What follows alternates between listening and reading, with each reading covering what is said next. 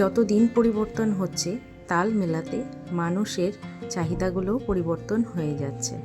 নমস্কার, আমি সুমি, ওয়েস্ট বেঙ্গল শিলিগুড়ি থেকে আবার আরেক দিনের ব্লগ নিয়ে হাজির হলাম। আজ মঙ্গলবার মানে আমিষ, আমরা নিরামিষ খাই না, তো সকাল সকাল ডিম বসিয়ে দিয়েছি।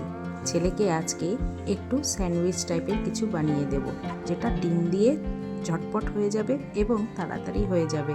আমি সকালে ওকে টিফিনটা যখন বানাই তখন আমি একদম ফ্রি টাইম থাকি, রিল্যাক্স মুডে আমি আমার মতন করে ওকে সুন্দর করে টিফিনটা বানিয়ে দিই। হেলদি যাতে হয়, বাচ্চারা স্বাস্থ্যকর এবং তার সাথে যেন ভালো খাবারটা খায় আর বেশি বোর না হয়, কারণ একঘেয়ে জিনিস দিলে বাচ্চাদের বোর লাগবে। তবে আজকে সবজিপাতি যেগুলো কেটে নিচ্ছি এইগুলো দিয়ে একটু ডিম সেদ্ধ দিয়ে মিশিয়ে আর রুটির আটাটা মেখে সেটাকে দিয়েই আমি আজকে রুটির স্যান্ডউইচ বানিয়ে দেবো।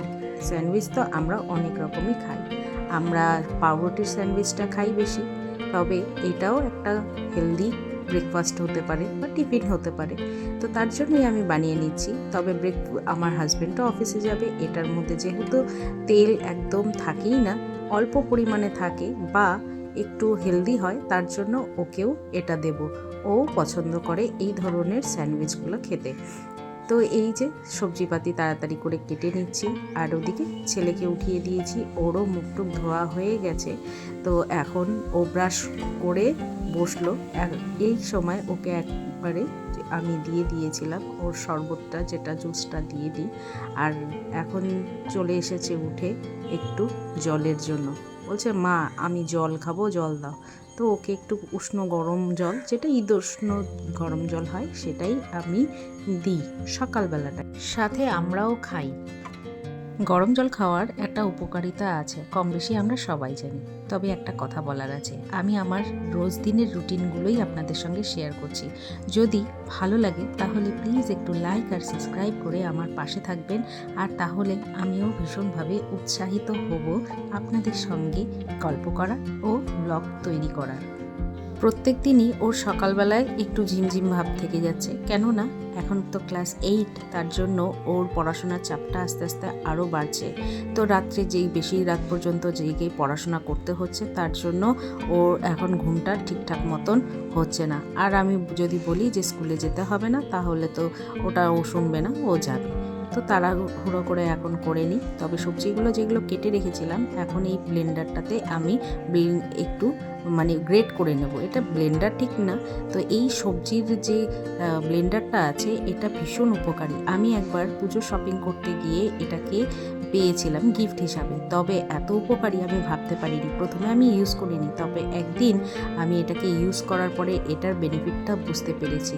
তবে আমার আরেকটা কিনতে হবে, এটা ঢাকনাটা ঠিকঠাক মতন লাগছে না, কেননা একটু গরম কিছু ছ্যাঁকা লেগে এটা উপরের পোর্শনটা একটু গলে গিয়েছিল, যার জন্য ঠিকঠাক মতন বসে না। তো আমার এই সকালবেলায় তাড়াহুড়ো করে যে টিফিনগুলো আমি বানিয়ে দিই ছেলেকে, তার জন্য এই ব্লেন্ডারটা আমার কাছে ভীষণ এখন এসেনশিয়াল জিনিস হয়ে দাঁড়িয়েছে। তো এটার মধ্যেই ওই যে একটু দেখালাম, এটার মধ্যেই এখন একটু সবজিটা স্কুইজ করে একটু দিয়ে দেব, আর তার সঙ্গে একটু মেয়োনিজ আর একটু সস মিশিয়ে একটু হালকা হালকা চিলি ফ্লেক্স, একটু অরিগানো, যদি অরিগানোটা অবশ্য শেষ হয়ে গেছে, আর একটু গোলমরিচের গুঁড়ো দিয়ে আমি এটাকে স্যান্ডউইচের মতন বানিয়ে দেব। কেননা আমার ছেলে পাউরুটিটাও ঠান্ডা হয়ে যায়, রুটিও ঠান্ডা হয়ে যায়, সবসময় পাউরুটি ঘরে না থাকলে আমি এরকম স্যান্ডউইচটা ওকে বানিয়ে দিই। তাতে ওর হেলদিও হয়, ওর বোরও লাগবে না, খেয়েও নেয়, অসুবিধা হয় না। তো ওদিকে ওকে পাঠিয়েছি স্নান করতে, কেননা ও স্নান টান করে আর্নিকটা করে, তো ওটা কোনোদিনও আপনাদের সঙ্গে সুযোগ হয়নি, কোনো দিন দেখাবো। আমার ছেলের পৈতা হয়েছে বিগত 3 বছর আগে, তখন তো আমি এই জার্নিটা আপনাদের সঙ্গে শেয়ার করতে পারিনি। তো কি করার আছে, সময়কে তো আর ঘুরিয়ে আনতে পারবো না, থাকলে হয়তো দেখতে পেতেন। তবে আমার কাছে যে ওর অ্যালবামটা, ভিডিও অ্যালবামটা আছে, সেটা কোনো না কোনো সময় একদিন টিভিতে যখন প্লে করব তখন আপনাদেরকে একটু দেখাবো। ডিমগুলো সিদ্ধ করেছিলাম, এবার ছোট ছোট টুকরো টুকরো করে এর মধ্যে দিয়ে দিচ্ছি। এইগুলো ডিমগুলো দিলে আরও বেশি টেস্ট হয় আর একদম পুরো দোকানের স্যান্ডউইচের মতন মনে হয়। তবে পাউরুটিটাই আজকে যা মিসিং, তো কিছু হবে না, খেয়ে নেবে, প্রবলেম ও কোনো কিছুই করে না। তবে মানুষের সময়ের সাথে সাথে সত্যি সত্যি জীবনের চাহিদার সঙ্গে আমাদের তাল মেলানোর জন্য চাহিদাগুলোই পরিবর্তন হয়ে যাচ্ছে। কোনো দিনও আগে এরকম জিনিস আমরা খাইনি, মানে বিয়ের আগে যখন ছোট ছিলাম টিফিন নিয়ে যেতাম তখন আমরা রুটি, আলু ভাজা এইগুলো জিনিসই নিয়ে যেতাম। তবে এখন অনেক ভ্যারাইটি এই ইউটিউবের জন্যই পেয়েছি সত্যি সত্যি।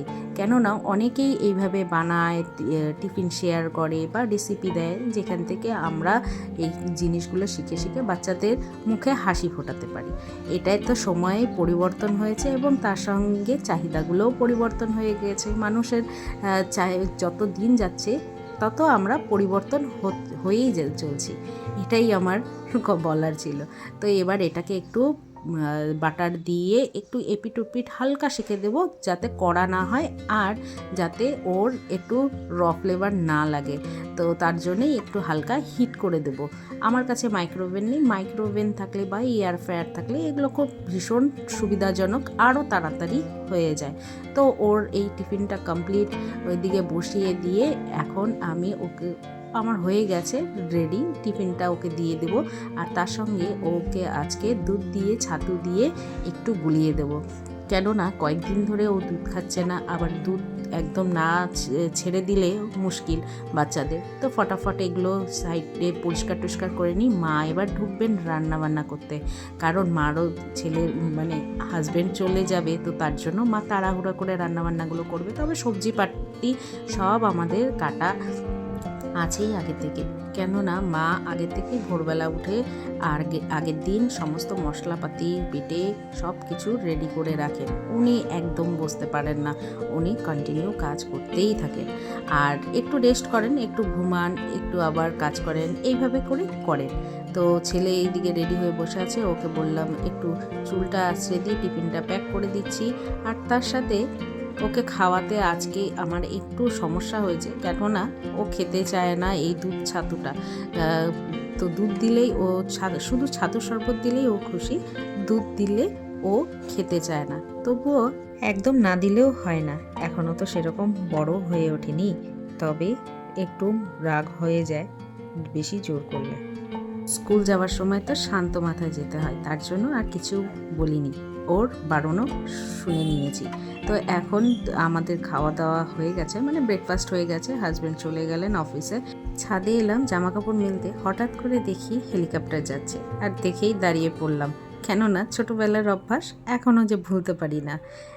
এখন বাজে প্রায় 3:45 মতন, ছেলে এখনও আসছে না দেখে আমি আবার ছাদে এলাম। আমি ওই দিকের রাস্তা দিয়ে দেখছিলাম যে ও আসছে কিনা, তো দেখলাম বাড়ির পেছনের রাস্তা দিয়ে ও হেঁটে হেঁটে আসছে।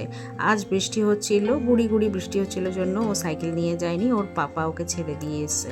তবে ওকে বলেছি একটু টোটো ধরে আসবি, তবে ছেলে সেটাতে নারাজ, শুধু একটু কষ্ট করবে বলেছে। কেননা ওখান থেকে এইটুকু 5 মিনিটের রাস্তা, তো 30 টাকা চার্জ করে। তবে আমার ভীষণ অসুবিধা লাগে, মানে ভালো লাগে না, কারণ এত ভারী একটা ব্যাগ নিয়ে হেঁটে হেঁটে আসাটা চারটিখানি ব্যাপার না। তবে আমরাও ছোট থেকে বড় এরকম হেঁটে হেঁটেই স্কুলে যাওয়া আসা করেছি।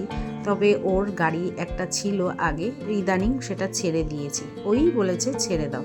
তো বাড়িতে ঢুকেই আগে আপির কাছে জিজ্ঞাসা করছে, আপি কি রান্না হয়েছে?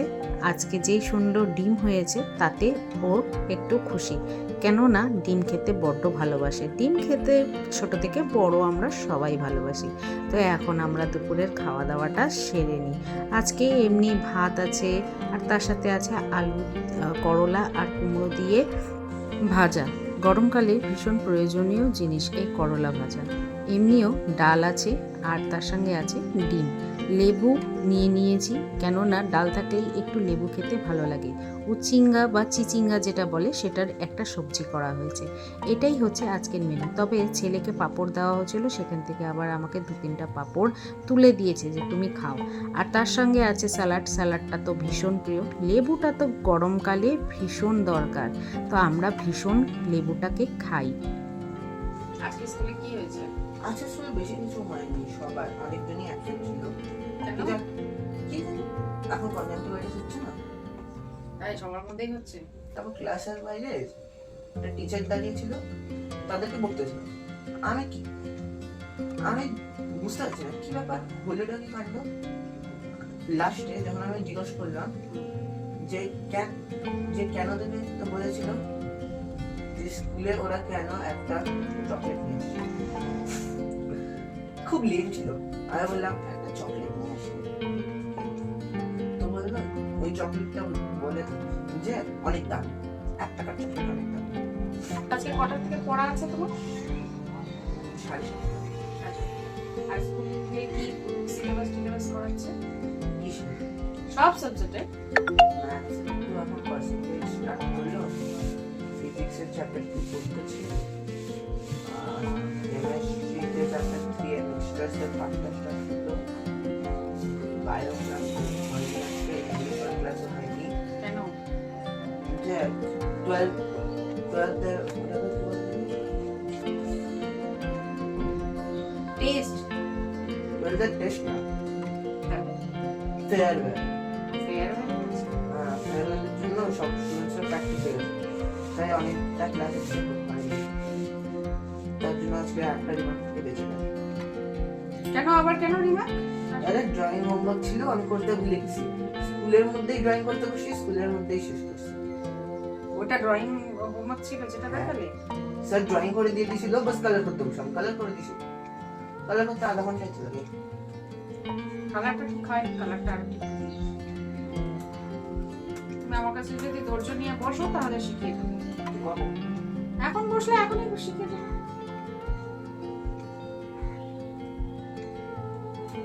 তাহলে পরে এসে করবে, পরে এসে হবে। বাবা এসে তারপর বকা দিবে না বসে। ঠিক আছে, করো। একটা চকলেটের জন্য আর টাইয়ের জন্য, আর মোস্ট ফানিয়েস্ট ছিল যে একটা টাই বাঁধার জন্য সবাই টাই বাঁধতেছিল, কেউ কিছু বলবো, একবার টাই বাঁধতে পুরো ক্লাসকে পানিশমেন্ট পাই গেল। ছেলের সাথে কথা বলতে বসেছিলাম, কেননা জানাটা খুব প্রয়োজন স্কুলে কি হচ্ছে কি না হচ্ছে, আর বাচ্চাদের যে পড়াশোনা সেই পড়াশোনাটা কি পড়াচ্ছে না পড়াচ্ছে সেটাও একটু নজর রাখাটা দরকার। যত বন্ধুর মতন মেশা যায় ততই তো ভালো, ওরা ফ্রিলি সব কিছু বলতে শুরু করে। তো আমি কিছুক্ষণ ওর সাথে বসেছিলাম আর এলাম ছাদে জামা কাপড় নিতে, আর দেখলাম বাইরের সূর্যটা দারুণ লাগছে, কেননা গরম পড়ে গেছে, এখন সূর্যদেব এইরকমভাবেই দেখাবে। তো আজকে হাওয়া নেই একদম, নেমে এলো সন্ধ্যা আর বিশ্রামের পালা শুরু। এলাম ছাদে একটু, তবে আজকে হাওয়া নেই, সূর্য দেখতে দেখা যাচ্ছে, আসছে নাকি ক্যামেরাতে বোঝা যাচ্ছে, দারুণ লাগছে, একদম হাওয়া নেই আজকে।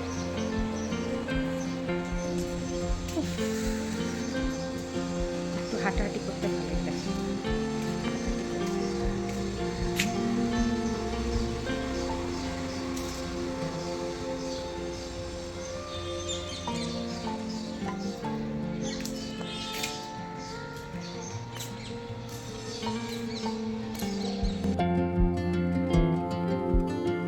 এত রাত্রে আমি কেন ঘড়ি দেখালাম, কেননা 11টা 10 বাজে, খাওয়া দাওয়া সব কমপ্লিট হয়ে গেছে, ছেলে একটু হোমওয়ার্ক করছে আর বাদ বাকি আমার হাজব্যান্ড টিভি দেখছে, খবর দেখার যেটা সেটা দেখছে। তো আমি এখন বসবো এডিটিং করতে। আমি জানি না আমি কি ধরনের এডিটিং করছি, ভালো হচ্ছে না খারাপ হচ্ছে, তো তার জন্য একটু যদি আপনারা লাইক কমেন্ট করেন আমাকে, তাহলে আমি বুঝতে পারবো কোন জায়গাটায় আমার ঘাটতি থেকে যাচ্ছে।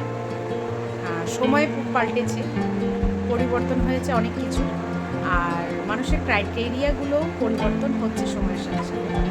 তো আমি চেষ্টা চালাচ্ছি যত সুন্দরভাবে আপনাদের সামনে কথাগুলো রিপ্রেজেন্ট করতে পারি, ততই কেউ বোর হবে না। সেটাই আমার একটু চিন্তার বিষয়, যে যাতে মানুষ বোর না হয়। তো এইটুকুই বলার ছিল। তো আপনারা যদি আমাকে একটু লাইক করেন, সাবস্ক্রাইব করেন, আমার পাশে থাকেন, আর আমাকে যদি একটু কমেন্ট করেন, তাহলে আমিও আরও নতুন নতুন কোনো কিছু জিনিস অ্যাড করা বা এডিটিং যেটা করি, ভয়েস ওভার যেটা করি, সেখানে আরও সুন্দর সুন্দর কথা অ্যাড করার চেষ্টা আমি করতে পারি, যদি আপনারা একটু আমাকে উৎসাহিত করেন। আজকের মতন এইটুকুই, আর বেশি বোর করবো না। তো সবাই সুস্থ থাকবেন, ভালো থাকবেন, আর যদি আমার কথাগুলো আপনাদের ভালো লাগে তাহলে প্লিজ লাইক আর সাবস্ক্রাইব করে আমার পাশে থাকবেন, তাহলে আমিও ভীষণভাবে উপকৃত হব। নমস্কার।